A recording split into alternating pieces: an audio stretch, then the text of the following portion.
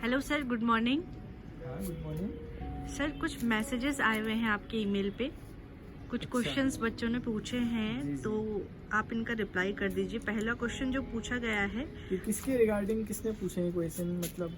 Sir ये कुछ students हैं जो कि अपने प्रिपरेशन के रिगार्डिंग क्वेश्चन पूछना अच्छा, चाहते हैं अच्छा, आपसे। अच्छा, अच्छा, अच्छा। तो पहला क्वेश्चन जो है ये सविता का है। ये कहती हैं, हेलो सर रिवीजन नहीं हो पा रहा है अच्छे से मैथ्स में। जो भी पढ़ा था वो सब भूल गई हूँ।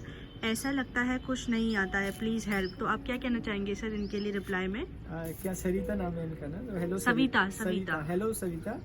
तो सबसे पहले मैं ये बोलना चाहूँगा कि प्रॉब्लम बड़ा कॉमन है। ये अभी तक एक तो मैंने खुद फेस किया हुआ इस प्रॉब्लम को, और दूसरा आपसे पहले जितने सीनियर स्टूडेंट रहे हैं या फिर कोई भी स्टूडेंट जो रहता है वो अपने स्टूडेंट लाइफ में ये चीज़ फेस ज़रूर करता है। जब हमें अपनी माइंड की लिमिटेशन पता लग जाती है, जब हमें पता लग जाता है कि हम जो भी पढ़ रहे हैं वो भूलता जाता रहता है, मतलब समय के साथ साथ हम उसे भूलते रहते हैं। थोड़ा मैथ्स में एक प्लस पॉइंट है जरा, कि मैथ्स में चीज़ें क्योंकि बहुत ज़्यादा याद करने वाली नहीं रहती। अगर आप मैथ्स के लिए बोल रहे हैं शायद, तो इसमें लॉजिकली चीज़ें सेट करनी होती है। अब होता क्या है ना कि ये एक प्लस पॉइंट इसलिए बन जाता है क्योंकि जो चीज़ आपने लॉजिकली समझी नहीं रहती है उसे डेफिनेटली आप भूल जाओगे कुछ टाइम बाद।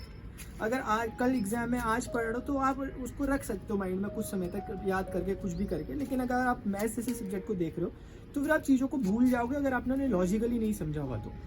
और ये जो चीज़ है ये भूलने का फेज है। आपने लॉजिकली भी समझा है लेकिन उसके बाद भी आप भूलते हो, ये भी एक चीज़ होती है।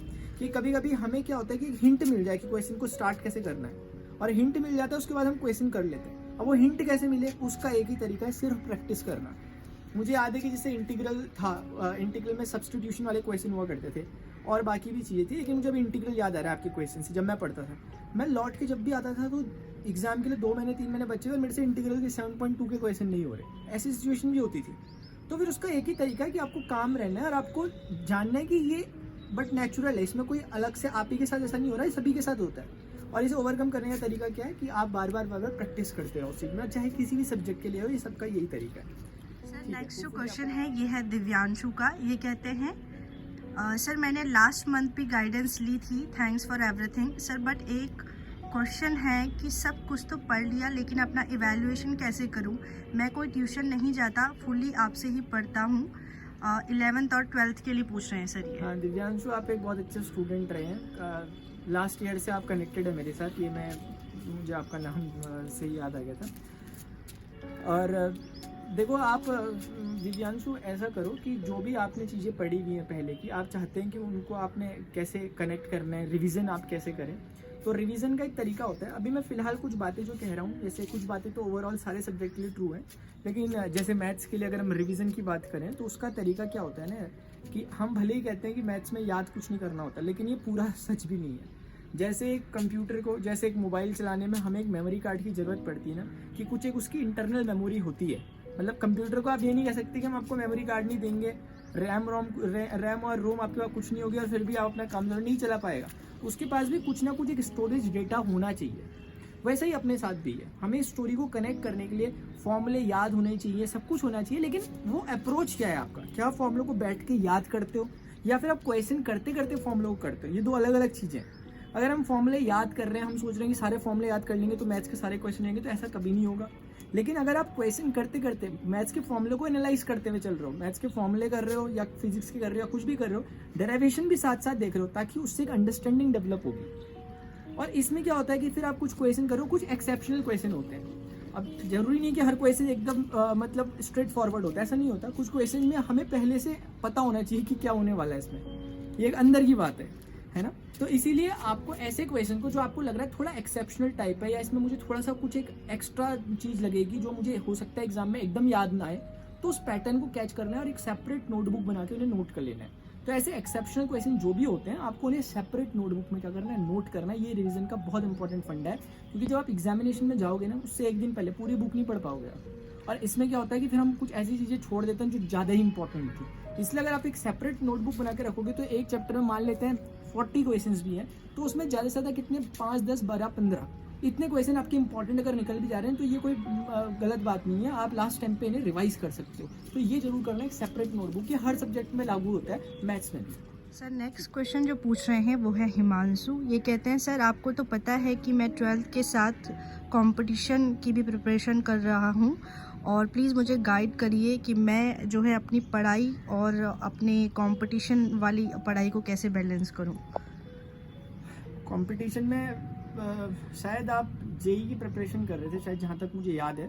बाकी और कोई भी दूसरी प्रिपरेशन वाले भी स्टूडेंट होंगे, कॉमन क्वेश्चन के तौर पे इसे ले लेते हैं। तो जब हम कंपटीशन की प्रिपरेशन कर रहे हैं और साथ में हम अपने बोर्ड एग्जाम की प्रिपरेशन कर रहे हैं, ये एक थोड़ा सा लगता है एक बारी में कि हम डबल काम कर रहे हैं, लेकिन ये है नहीं। दोनों एक दूसरे के कॉम्प्लीमेंट्री पूरक हैं, दोनों एक दूसरे के। मतलब जो आप कंपटीशन की प्रिपरेशन कर रहे हो तो इसका मतलब ये नहीं है कि आप बोर्ड से अलग हो गए। हाँ, कुछ टॉपिक होते हैं, जैसे जेई की जो प्रिपरेशन कर रहा है वो तो बहुत बढ़िया चल रहा है, क्योंकि उसको फिजिक्स है, केमिस्ट्री है, मैथ्स है और वही सब्जेक्ट यहाँ भी है, तो कोई ज़्यादा वो नहीं है। एनडी की कोई प्रिपरेशन कर रहा है, उनके लिए हाँ मैं थोड़ा सा मानता हूँ, क्योंकि उनको कुछ जीएटी वाला पोर्शन देखना होता है, जनरल साइंस वगैरह पढ़नी होती है, जिसकी रेलेवेंसी 12th बोर्ड में नहीं होती। लेकिन फिर भी अगर आप थोड़े से डेडिकेटेड हैं, क्योंकि जितने स्टूडेंट होते हैं, जितने कैंडिडेट होते हैं, उनमें 80% जो होते हैं वो अपने 12th अपेयरिंग के दौरान ही कंपटीशन को निकालते हैं, अगर निकालते हैं तो। फिर उसके बाद धीरे धीरे जो एक कहते हैं ना कि हम इसे कहते हैं law of diminishing marginal utility का एक लॉ होता है, law of rate of diminishing marginal utility. वो कहता है कि जैसे जैसे आपका मतलब मार्जिनल यूटिलिटी आपकी कम होती रहती है समय के साथ साथ। अब जब हमने 12th कर दिया, अब हमने 1 साल का ड्रॉप ईयर लिया, ठीक है, कोई गलत बात नहीं है, लेकिन उतने ज़्यादा आप अभी अलर्ट नहीं होंगे जितने आप 12th के दौरान हो सकते हो, जितनी ज़्यादा एफर्ट्स आप अभी पुट कर सकते हो। इसलिए अगर आप 12th में हैं तो इसको एक अपनी स्ट्रेंथ के तौर पर लो, क्योंकि जो भी आपने मैथ्स पढ़ी, अगर आप 12th की मैथ्स को अच्छे से कवर कर रहे हो, ऑटोमेटिकली आपकी कंपटीशन की हो रही है, कंपटीशन की कर रहे हो, ऑटोमेटिकली आपकी 12th की हो रही है। अब क्या है कि जैसे एनडी की प्रिपरेशन कर रहे हो, उसकी मैथमेटिक्स बहुत हार्ड एंड टफ नहीं है, 11th 12th की, और हार्ड एंड टफ नहीं है, मतलब मैं कहूँ तो बोर्ड लेवल से थोड़ा सा कम है अगर मैं कहूँ तो, लेकिन जेई में थोड़ा सा ऊपर है 12th से।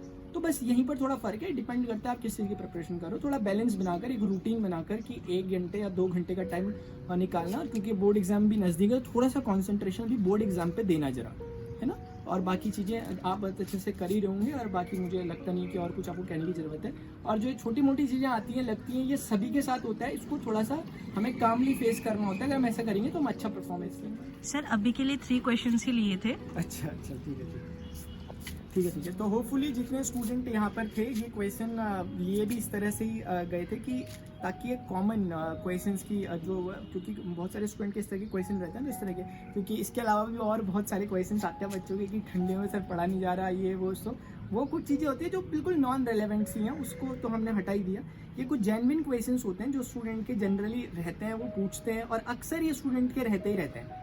तो इसीलिए आपको ओवरऑल बात ही ध्यान रखनी है कि जो भी क्वेश्चंस आपकी जर्नी के दौरान आपको मिल रहे हैं, ये सारे क्वेश्चन ऐसे हैं जो जेन्युइन तो हैं, और साथ में सारी मतलब जो आपकी स्टूडेंट कम्युनिटी है उनके साथ ये फेस करते हैं क्वेश्चंस को। बस इंपॉर्टेंट ये है कि आपको इन क्वेश्चंस के सामने आपको हार नहीं माननी। जब ऐसी सिचुएशन आती है, आपको ऐसा नहीं सोचना कि मेरे साथ ही क्यों हो रहा है ऐसा, औरों के साथ मैं भूल क्यों रहा हूँ, मैंने पढ़ा था सब कुछ, वो सब भूलते हैं। ये माइंड की लिमिटेशन है, इसको हमेशा ध्यान रखना।